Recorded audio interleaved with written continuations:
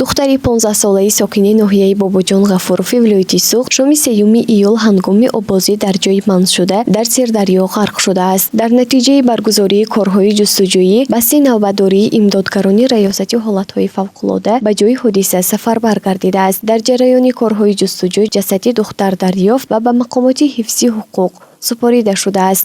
Хабар медиҳад хадамоти матбуотӣ Кумитаи ҳолатҳои фавқулодаи Тоҷикистон. Гуфта мешавад, таи чанд шабонарӯзи гузашта дар як қатор ноҳияҳои кишвар ҳодисаи фаромадани селҳо ба қайд гирифта шудааст. Рӯзи 3 июл дар қаламрави деҳаи Фодифи ноҳияи кӯҳистони Мастчоҳ тӯдаи сангулҳои роҳҳои байни деҳаро фаро бастааст. Тавре ки Кумитаи ҳолатҳои фавқулода хабар медиҳад, бар асари ҳавои гарм ва обшавии ях дар қуллаи кӯҳҳо сатҳи об дар дарёҳо боло рафтааст. Дар натиҷа оби сои деҳаи Фодиф аз соҳилҳо баромада тӯдаи лойқа роҳҳои байни деҳаи Водиф, Деҳ Ҳавз ва Деҳ Ҳисорро бастааст. Дар ин бора Азия Плюс иттилоъ медиҳад.